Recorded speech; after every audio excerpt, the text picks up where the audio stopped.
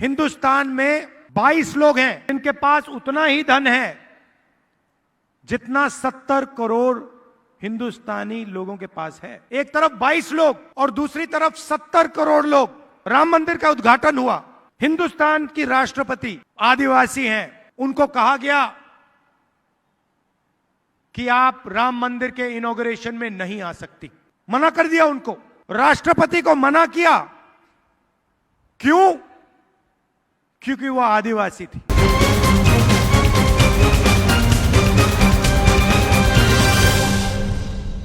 आप जोरदार तालियों से राहुल गांधी जी का स्वागत करें।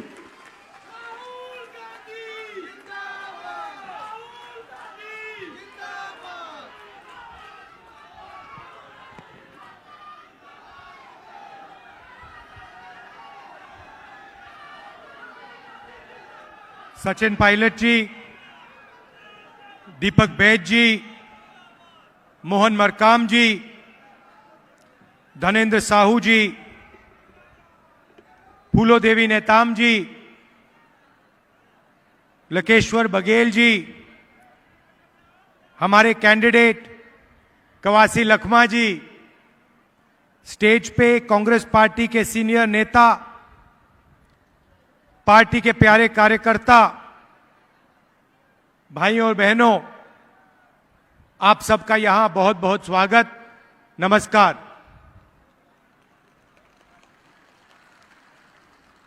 दंतेश्वर माया की जय, माता की जय, गंगा देवी माता की जय।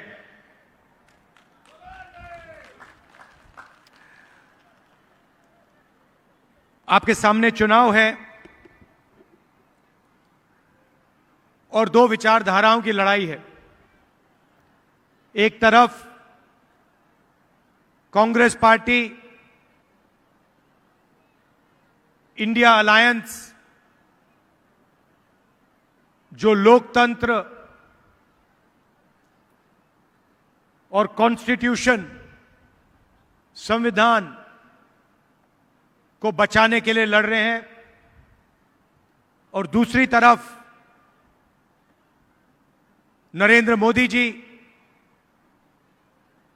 अदानी जी,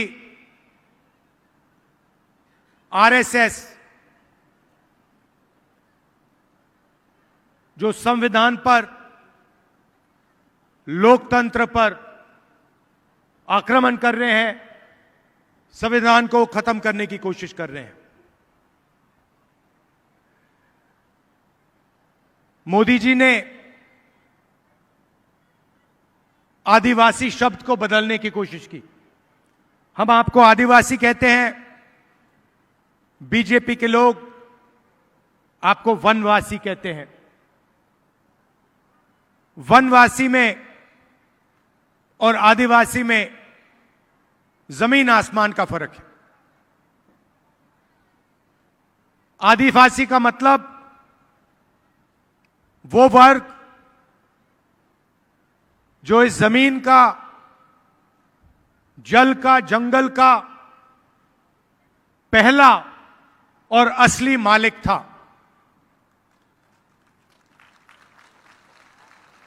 मतलब जब हिंदुस्तान में कोई और नहीं था तो आदिवासी यहां रहते थे। जंगल उनका, जमीन उनकी, जल उनका। यह है आदिवासी शब्द का मतलब। और जो लोग आपको आदिवासी कहते हैं वो इस बात को मानते हैं कि हिंदुस्तान के जल, जंगल और जमीन पर आपका हक बनता है और पहला आपका हक बनता है। जो आदिवासी कहते हैं वो आपके धर्म, आपकी भाषाओं, आपके जीने का तरीका, आपके इतिहास का आदर करते हैं, उसकी रक्षा करते हैं। दूसरी तरफ जो आपको वनवासी कहते हैं वो आपको हिंदुस्तान के हकदार नहीं मानते। उनका कहना है कि आप जंगल के निवासी हो, जहां जंगल है वहां आप हो, आपको जंगल में रहना चाहिए, आपको अधिकार नहीं मिलने चाहिए, आपको जमीन, जल, जंगल पर अधिकार नहीं होना चाहिए। वनवासी शब्द का मतलब अधिकार नहीं मिले, भागीदारी ना हो, यह लड़ाई है। आप देखिए, हम आपके लिए पैसा कानून लाए, ट्राइबल बिल लाए, मनरेगा लाए, जमीन अधिकरण बिल लाए। आपका जो हक है, आपकी जो जमीन है, वो हम आपको वापस देते हैं। और बीजेपी के लोग, आरएसएस के लोग आपके धर्म पर, आपकी विचारधारा पर, आपकी भाषाओं पर, आपके इतिहास पर आक्रमण करते हैं। और देखिए, हिंदुस्तान में जंगल कम होता जा रहा है। कौन कम कर रहा है? बीजेपी के लोग अदानी जी जैसे अरबपतियों को जंगल की जमीन पकड़ा रहे हैं। एक ऐसा दिन आएगा जब हिंदुस्तान में जंगल नहीं होगा और फिर बीजेपी, आरएसएस के लोग आपसे कहेंगे, आप तो वनवासी हो, अब तो वन ही नहीं है, जंगल ही नहीं है, तो आप कहीं के नहीं हो। यह सोच है उनकी। ये चाहते हैं कि आपके बेटे बड़े कॉलेजेस में, यूनिवर्सिटी में ना जाएं। ये चाहते हैं कि आपके बच्चे हिंदुस्तान की बड़ी बड़ी कंपनियों में काम ना करें, बड़े बड़े ब्यूरोक्रेट ना बने। हम चाहते हैं कि हिंदुस्तान में आपको भागीदारी मिले, आपको धन मिले, आपके बच्चों को शिक्षा मिले, कॉलेज, यूनिवर्सिटी में उनको जगह मिले। यह फर्क है। अब नरेंद्र मोदी हर भाषण में अलग अलग चीजें कहते हैं। कभी समुद्र के नीचे घुस जाते हैं, देखा होगा आपने, देखा ना, समुद्र के नीचे पूजा हो रही है। कोविड होता है, देश को कहते हैं, भाइयों और बहनों थाली बजाओ, मतलब ऑक्सीजन नहीं है, सांस नहीं ली जा रही, अस्पताल के सामने लाशों का ढेर पड़ा है और हिंदुस्तान का प्रधानमंत्री कह रहा है थाली बजाओ।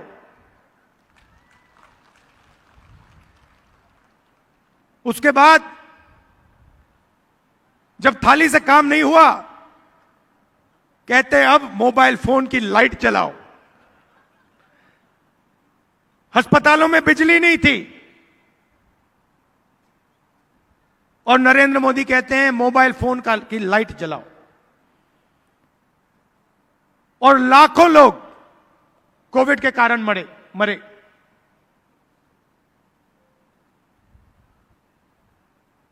हर प्रदेश से गरीब लोग घर वापस लौटे। दिल्ली से, पंजाब से, महाराष्ट्र से लोग छत्तीसगढ़ वापस आए।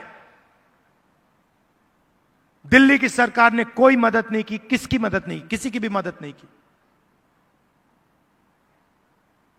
पूरा का पूरा फायदा 2-3 अरबपतियों को दे देते हैं।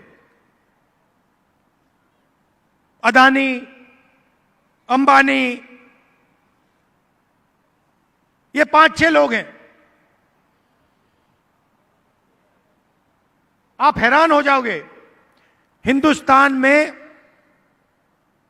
22 लोग हैं जिनके पास उतना ही धन है जितना 70 करोड़ हिंदुस्तानी लोगों के पास है। एक तरफ 22 लोग और दूसरी तरफ 70 करोड़ लोग, उनके पास भी उतना ही धन जितना इनके पास। और नरेंद्र मोदी 24 घंटा इन 22-25 लोगों की मदद करते रहते हैं। बेरोजगारी फैल रही है, किसी से भी पूछो, आप किसी भी प्रदेश में चले जाओ, सबसे बड़े मुद्दे कौन से हैं? सब लोग आपको कहेंगे बेरोजगारी, महंगाई, भागीदारी। बेरोजगारी, महंगाई, भागीदारी। कभी आपने मीडिया को बेरोजगारी की बात करते हुए देखा है? कभी बोलते हैं बेरोजगारी के बारे में? कभी महंगाई के बारे में बोलते हैं? भागीदारी के बारे में बोलते हैं? ये आपको मोदी जी दिखाते हैं, कभी हवाई जहाज में उड़ते हुए, कभी समुद्र के नीचे जाते हुए, कभी मंदिर में पूजा करते हुए। राम मंदिर का उद्घाटन हुआ,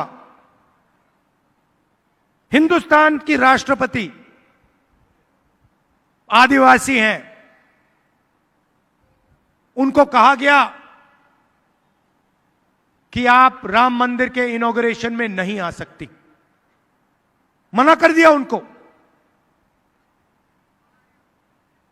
राष्ट्रपति को मना किया, क्यों? क्योंकि वह आदिवासी थी। सिर्फ यह कारण, आदिवासी को राम मंदिर के इनॉग्रेशन में हम नहीं आने देंगे। यह मोदी जी ने देश को मैसेज दिया। यह इनकी सोच है। और पता नहीं आपने देखा नहीं देखा, बीजेपी का नेता आदिवासी युवा पर पेशाब कर रहा है। देखें, सबने देखा ना? और पेशाब कर रहा है, और फिर उस वीडियो को बीजेपी के लोग पूरे हिंदुस्तान में फैला रहे हैं कि देखो, आदिवासियों के साथ हम क्या कर सकते हैं। यह इनकी सोच है। और इनका लक्ष्य सिर्फ वही है कि आपका जल, जंगल, जमीन उठा के ले लें, आपको एक दूसरे से लड़ा दें, और अदानी जी को आपकी जंगल, जमीन, जल पकड़ा दें। अब सवाल उठता है कि नरेंद्र मोदी जी, बीजेपी अरबपतियों के लिए काम करती है, तो चुनाव जीतने के बाद कांग्रेस पार्टी क्या करने जा रही है? जो पूरा का पूरा धन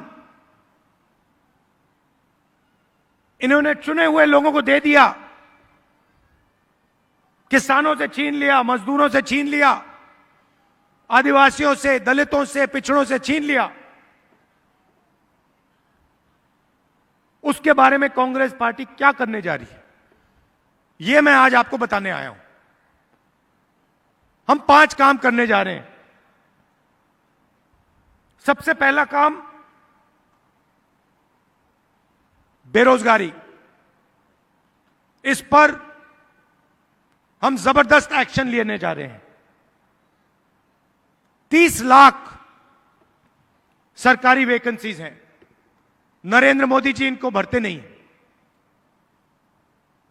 इन 30 लाख वैकेंसीज को हमारी सरकार बनते ही हम आपके हवाले कर देंगे। दूसरी बात, जो अमीर घर के बच्चे होते हैं, वो काम करने से पहले 1 साल की अप्रेंटिसशिप करते हैं। अप्रेंटिसशिप मतलब 1 साल की उनकी ट्रेनिंग होती है। ट्रेनिंग के लिए उनको पैसा मिलता है।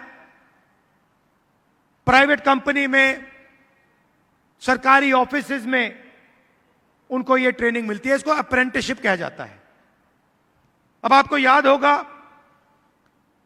हम आपके लिए मनरेगा लाए थे, रोजगार का अधिकार, जिसके माध्यम से करोड़ों लोगों को फायदा हुआ। अब हम अप्रेंटिसशिप का अधिकार लाने जा रहे हैं। तो हिंदुस्तान में जो भी शिक्षित युवा हैं, चाहे उनके पास डिग्री हो, डिप्लोमा हो, कॉलेज यूनिवर्सिटी की डिग्री हो, उन सबको हम अप्रेंटिसशिप का अधिकार देने जा रहे हैं। तो होगा क्या? हिंदुस्तान के सब बेरोजगार युवाओं को सरकार यह अधिकार देगी। 1 साल के लिए प्राइवेट कंपनी में, सरकारी पीएसयूज में, पब्लिक सेक्टर यूनिट्स में, सरकारी ऑफिसेज में हिंदुस्तान के बेरोजगार युवाओं को 1 साल की नौकरी मिलेगी। उसमें उनकी ट्रेनिंग होगी और 1 साल के लिए उनको सीधा बैंक अकाउंट में 1 लाख रुपया दिया जाएगा। उसके बाद अगर उन्होंने अच्छा काम किया तो उन्हीं संस्थाओं में उन्हें पक्की नौकरी मिलेगी। तो एक प्रकार से युवाओं के लिए यह जॉब मार्केट के अंदर जाने का एक तरीका है। जॉब मार्केट के दरवाजे हम आपके लिए खोल रहे हैं। दूसरी बात, आपको मालूम है कि गरीब लोगों को परमानेंट नौकरी नहीं मिलती। अमीर लोगों को सैलरी मिलती है, पेंशन मिलता है, मेडिकल मिलता है, सब कुछ मिलता है। मगर गरीब लोग जब काम करते हैं, या वो मनरेगा में काम करते हैं या फिर ठेकेदारी प्रथा में काम करते हैं, कॉन्ट्रैक्ट पर काम करते हैं, कॉन्ट्रैक्ट लेबर का काम होता है, कभी भी उनको नौकरी से निकाल दिया जा सकता है। 1 दिन में उनको निकाला जा सकता है। तो कांग्रेस पार्टी ने निर्णय लिया है कि सरकारी ऑफिसेज में, सरकारी कंपनियों में, पब्लिक सेक्टर में हम ठेकेदारी प्रथा को बंद कर रहे हैं, खत्म कर रहे हैं, रद्द कर रहे हैं। और जब आपको नौकरी मिलेगी, चाहे वो पब्लिक सेक्टर हो, सरकारी ऑफिस हो, आपको परमानेंट नौकरी मिलेगी। आपको ठेकेदारों से नौकरी नहीं मिलने वाली है। नरेंद्र मोदी जी ने 16 लाख करोड़ रुपया उन्हीं 22-25 लोगों का कर्जा माफ किया है। अब आप कहोगे भाई 16 लाख करोड़ रुपया कितना होता है, इतना बड़ा नंबर है। मैं आपको बताता हूं, 24 साल का मनरेगा का पैसा, 24 साल मनरेगा का पैसा नरेंद्र मोदी जी ने 22-25 लोगों का कर्जा माफ किया है। 24 साल का मनरेगा का पैसा उन्होंने उनको पकड़ा दिया है, 22 लोगों को। किसानों का कर्जा कभी माफ नहीं करते। छत्तीसगढ़ में आपको याद होगा, हमने किसानों का कर्जा माफ किया, किसानों को सही दाम दिलवाया, धान के लिए सही दाम दिलवाया। अब हम वो देश में करने जा रहे हैं। जैसे ही हमारी सरकार आएगी, हमारा सबसे पहला काम किसानों का कर्जा माफ होगा और जो लीगल कानूनी एमएसपी हम हिंदुस्तान के किसान को देने जा रहे हैं, उनको सही दाम मिलेगा और लीगल गारंटी, कानूनी गारंटी के साथ उन्हें सही दाम दिया जाएगा। यहां काफी महिलाएं आई हैं। आप देश के भविष्य की रक्षा करते हो, बच्चों की देखभाल करते हो। हम आपकी जिंदगी बदलना चाहते हैं, हम आपकी मदद करना चाहते हैं। अब नरेंद्र मोदी ने अरबपतियों को पैसा दिया, तो मैंने सोचा अगर नरेंद्र मोदी अरबपतियों को पैसा दे सकता है तो कांग्रेस पार्टी गरीबों को पैसा दे सकती है। जितने पैसे उन्होंने उनको दिए उतने पैसे हम आपको दे सकते हैं। तो हम एक नई योजना लाए, चुनाव जीतने के एकदम बाद यह शुरू हो जाएगी। इसको हमने महालक्ष्मी योजना नाम दिया है। सबसे पहले हिंदुस्तान के सब गरीब परिवारों की हम लिस्ट निकालेंगे। जो भी गरीबी रेखा से नीचे हैं उन सब की हम लिस्ट बनाएंगे और हर परिवार में हम एक महिला को चुनेंगे। तो करोड़ों महिलाएं चुनी जाएंगी और उसके बाद हर महीने उस महिला के बैंक अकाउंट में 8,500 रुपए हमारी सरकार डालेगी और एक साल में इन सब महिलाओं को 1,00,000 रुपए बैंक अकाउंट में हम दे देंगे। मतलब एक झटके से हिंदुस्तान से हम गरीबी को मिटा देंगे और करोड़ों लोगों को इस योजना का फायदा होगा। हर महीने सोचिए, कोई मजदूरी कर रहे हैं, हर महीने उनके बैंक अकाउंट में परिवार के लिए 8,500 रुपए आएंगे, बैंक अकाउंट में आएंगे। एक साल में 1,00,000 रुपए, और ये उस दिन तक चलेगा जब तक वो गरीब हैं। जब तक वो गरीबी रेखा से नीचे हैं तब तक हर महीने खटाखट 8,500 रुपए उनके बैंक अकाउंट में हम डालते जाएंगे। महिलाओं को 50% आरक्षण सरकारी नौकरियों में, और जो हमारी आंगनवाड़ी और आशा काम करती हैं उनकी हम वेज को दुगना करने जा रहे हैं। आज उनको जितना मिलता है चुनाव के बाद उनको डबल मिलना शुरू हो जाएगा।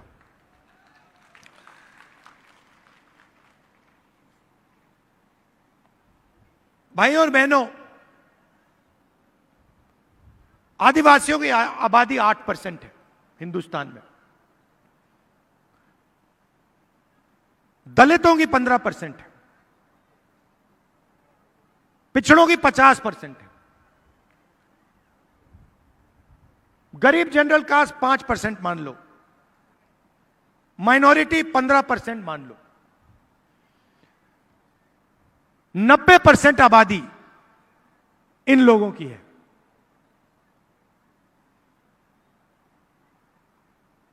मगर अगर आप सरकार को देखें, बड़ी बड़ी कंपनियों को देखें, मीडिया को देखें, इनकी कहीं भी भागीदारी नहीं है। मैं आपको छोटा सा उदाहरण देता हूं, सारे के सारे आंकड़े मैंने निकाले हैं। आप मीडिया देखते हो, ये एंकर्स हैं, पत्रकार हैं, इनके मालिक हैं। कभी आपने टीवी पे आदिवासी एंकर देखा है? कभी देखा आपने? इनकी लिस्ट मैंने निकाली, इनके मालिकों की लिस्ट निकाली। हिंदुस्तान की सबसे बड़ी मीडिया की कंपनी, मालिकों की लिस्ट में आपको एक पिछड़ा नहीं मिलेगा, एक दलित नहीं मिलेगा, एक आदिवासी नहीं मिलेगा, एक गरीब जनरल कास्ट का नहीं मिलेगा, एक माइनॉरिटी नहीं मिलेगा। वही 3-4% लोग मीडिया को चलाते हैं, वही लोग बड़ी बड़ी कंपनियों को चलाते हैं, वही लोग प्राइवेट अस्पताल चलाते हैं, वही लोग प्राइवेट कॉलेज और यूनिवर्सिटी चलाते हैं, वही लोग फर्टिलाइजर की कंपनी चलाते हैं। दूसरा उदाहरण, हिंदुस्तान की सरकार को 90 अफसर चलाते हैं। हमारा बजट बनता है, जब बांटा जाता है, ये 90 लोग निर्णय लेते हैं। डिफेंस में कितना जाएगा, आदिवासियों को कितना मिलेगा, पिछड़ों को कितना मिलेगा, दलितों को कितना मिलेगा, सड़कों में कितना जाएगा, स्वास्थ्य में, शिक्षा में कितना जाएगा। 90 लोग निर्णय लेते हैं। तो मैंने पता लगाया 90 में से आदिवासी कितने, दलित कितने, पिछड़े वर्ग के कितने। आप हैरान हो जाओगे। नरेंद्र मोदी जी कहते हैं हम आदिवासियों को भागीदारी देते हैं, पिछड़ों की सरकार चलाते हैं। 90 में से एक अफसर, सिर्फ एक अफसर आदिवासी वर्ग का। अगर हिंदुस्तान के बजट में 100 रुपए खर्च होते हैं तो आदिवासी अफसर 10 पैसे का निर्णय लेता है। आपकी आबादी 8%, भागीदारी 100 रुपए में से 10 पैसे। दलित 15%, 100 रुपए में से उनके अफसर 1 रुपया का निर्णय लेते हैं। आबादी 15%, 100 रुपए में से 1 रुपया उनका। पिछड़े वर्ग 50% है हिंदुस्तान में, कम से कम, शायद ज्यादा भी हो सकते हैं। उनकी भागीदारी 100 रुपए में से 5 रुपए। तो अगर आप हिंदुस्तान की 90% की आबादी को जोड़ दो, उनके पास 100 रुपए में से 6 रुपए 10 पैसे की भागीदारी है। 90% लोगों के पास 100 रुपए में से 6 रुपए 10 पैसे का निर्णय लेने का अधिकार है। यह है हालत हिंदुस्तान की।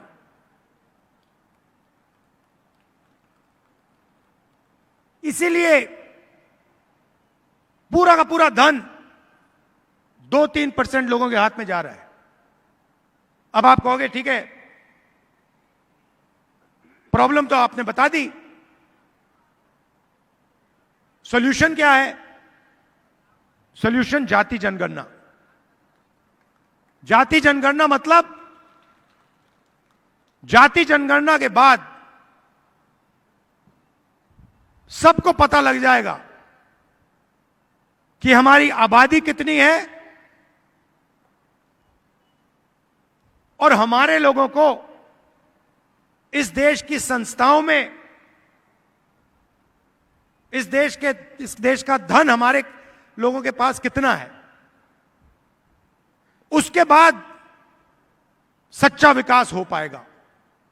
आज आप जीएसटी देते हो, आदिवासी देते हैं, किसान देते हैं, मजदूर देते हैं, और जब आपका पैसा बांटा जाता है आपके लोग उसमें है ही नहीं। मीडिया में आपका एक आदमी नहीं, हिंदुस्तान की सबसे बड़ी 200 कंपनियों में आपका एक आदमी नहीं, मालिकों की लिस्ट में नहीं, मैनेजमेंट में नहीं, कहीं नहीं। तो हिंदुस्तान के 90% लोग कहीं है ही नहीं। वो कॉन्ट्रैक्ट लेबर से काम कर रहे हैं, मनरेगा का काम कर रहे हैं, और 2-3% लोग मौज कर रहे हैं। तो इसको बदलने का पहला कदम जाति जनगणना है। और यह भी जैसे ही हम चुनाव जीतेंगे, हमारी सरकार आएगी, हम जाति जनगणना आपके लिए कर देंगे। दूध का दूध, पानी का पानी हो जाएगा। यहां हमारे कैंडिडेट हैं लखमा जी, इनको भारी बहुमत से जिताइए, इनको लोकसभा भेजिए, और बाकी जो हमारे कैंडिडेट्स हैं उनकी भी मदद कीजिए, उन सबको भारी बहुमत से जिताइए, आप सबका दिल से बहुत बहुत धन्यवाद। नमस्कार, जय हिंद।